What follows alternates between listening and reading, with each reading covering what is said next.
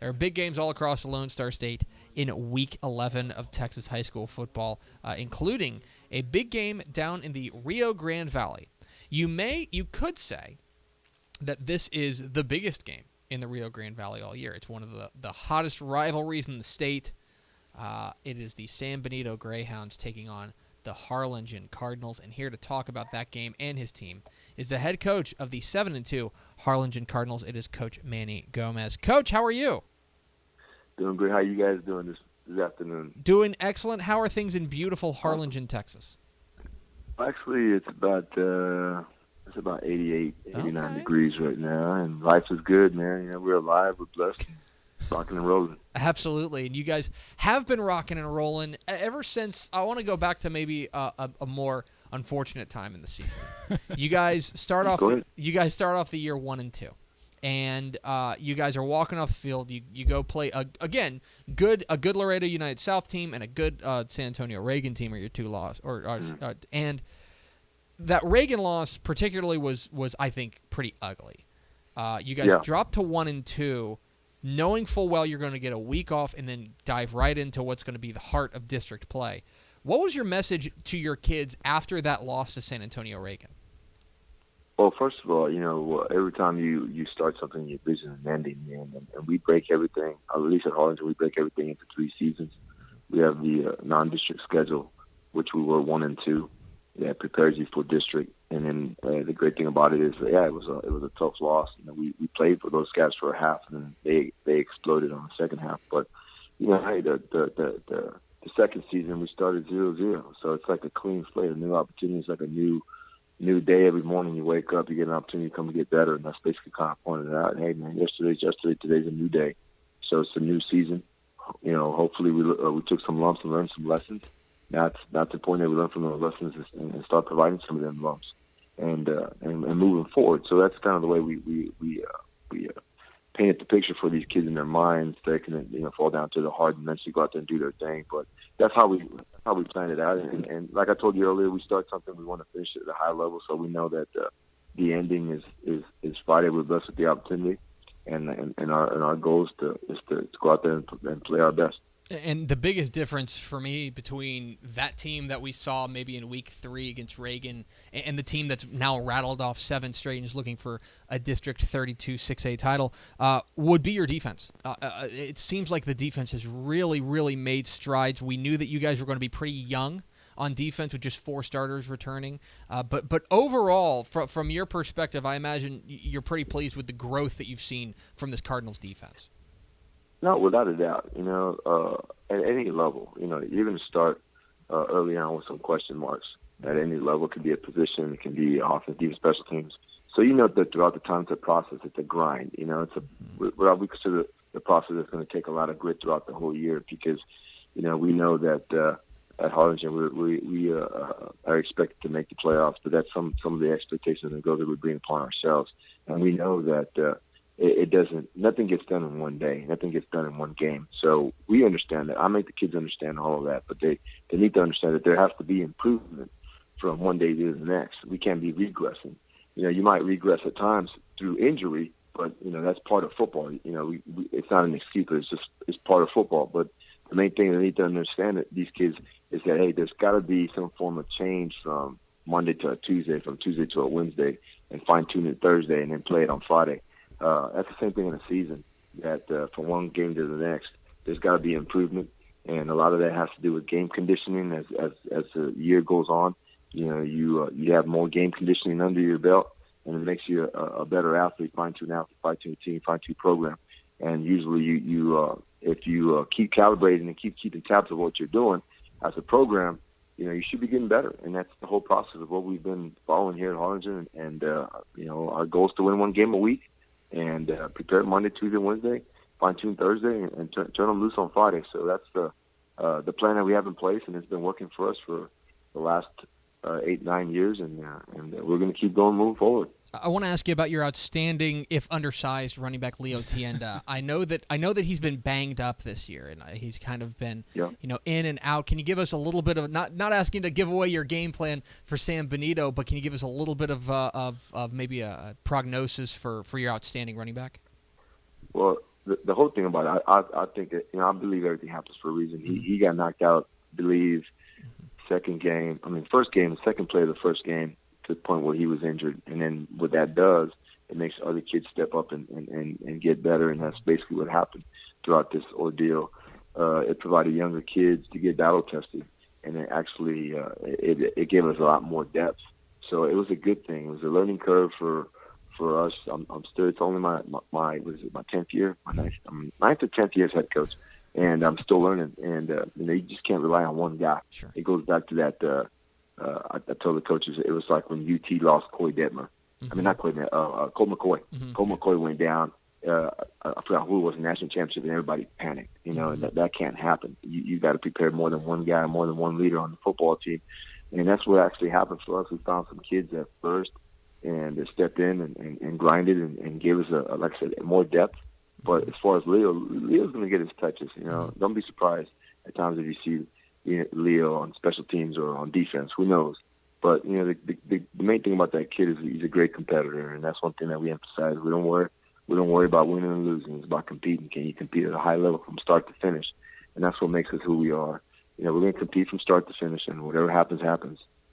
We're talking with Manny Gomez, the head coach of the Harlingen Cardinals, here on DCTF Live. Interview brought to you by Atavis Rugby Tackling. Get involved in the conversation at hashtag DCTF Live. One of the guys who stepped up with kind of a hampered Leo Tienda has been your quarterback. Jesse Castro has really, really emerged as one of the bright breakout players down there in the Valley. As the guy who gets to see your quarterback every day, what can you tell us about this outstanding senior? Yeah, well, that's good to hear that you guys are keeping tabs of the Valley, man, up in Dallas. I'm sure you guys got some guys down here that also help you guys out. But no, it's good for one. It's an honor to be on y'all's show here. But going back to your question, the thing about that kid is you can turn your back on that kid, and we all know when you turn your back on the kid, it's character. It's got to present itself, and that's the thing about that kid. He's had his ups and downs, but he knows that this is his last hurrah. So guys, you can run around and chase girls or misbehave, whatever, till you're 80 years old, man. But you only have one chance at high school sports, and it's important that you guys understand sacrifices and understand that you're not going to get these opportunities back.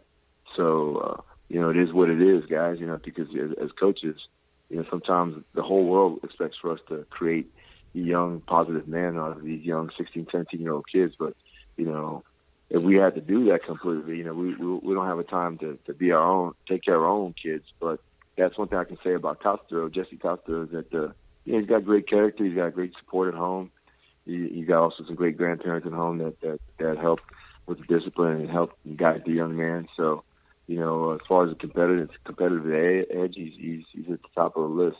In the Leo, they've grown up together, they basically live together at times, they spend so much time with each other.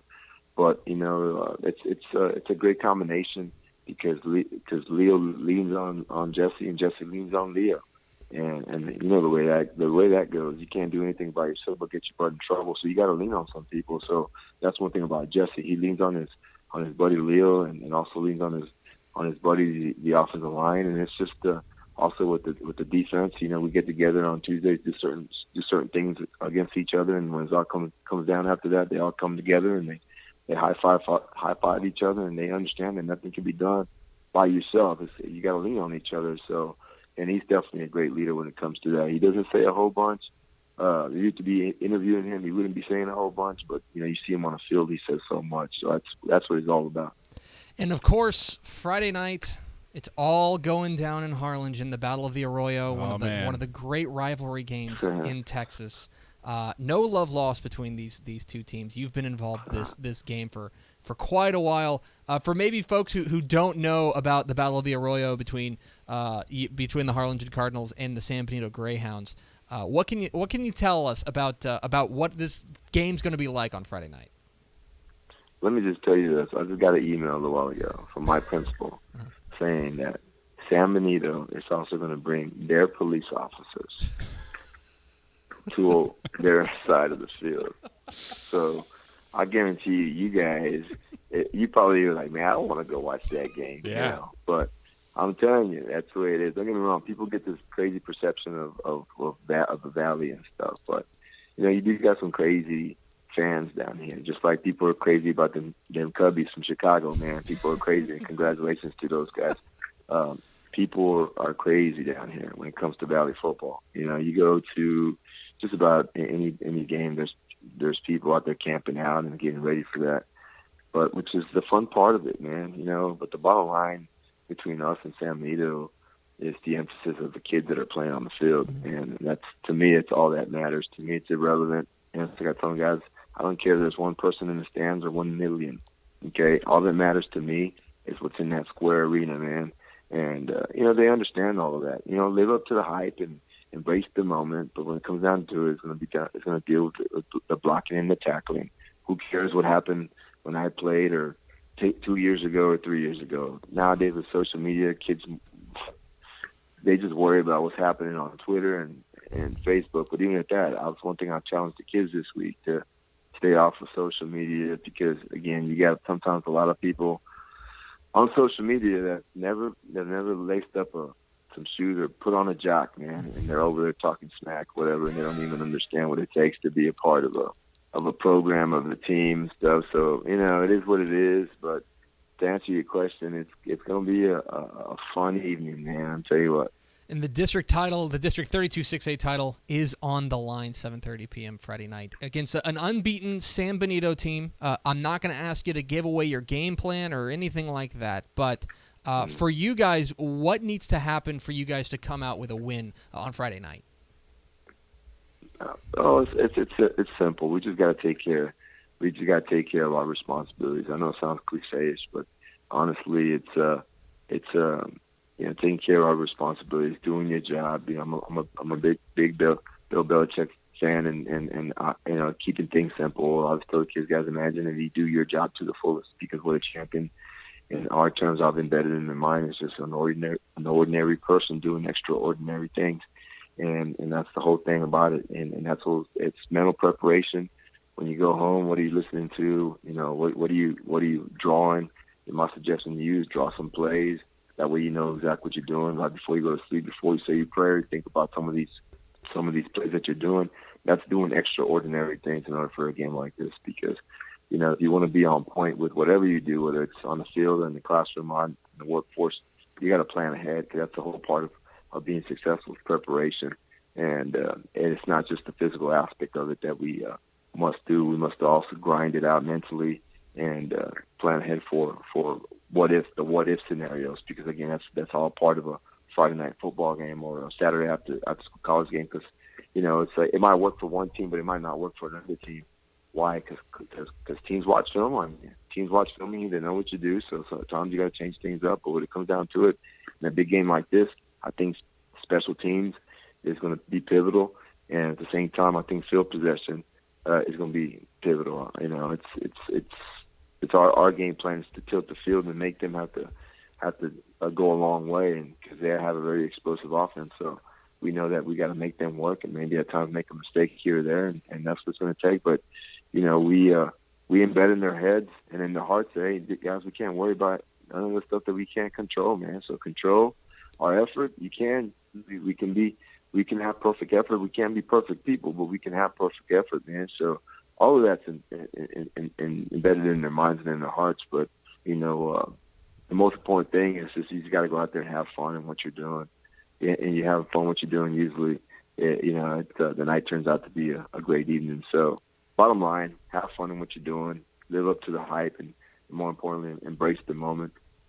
He is Manny Gomez. He is the head coach of the Harlingen Cardinals, taking on the rival San Benito Greyhounds in the Battle of the Arroyo, 7:30 p.m. Friday night at Bogus Stadium in Harlingen. I don't need to tell anybody else that. They know that. Everybody down there knows when and where the game is. Coach, appreciate your time. Congratulations on your start so far. Good luck tomorrow night, and I'm sure we'll be talking down the road. Yeah, I was hoping maybe you guys can call Jerry Jones and see if we can move it over to that place, man. All right. Hey, we love that. Okay, I'm gonna put in a call. I'll let you know. All right, man. I appreciate you guys, and y'all have fun and take care of yourself.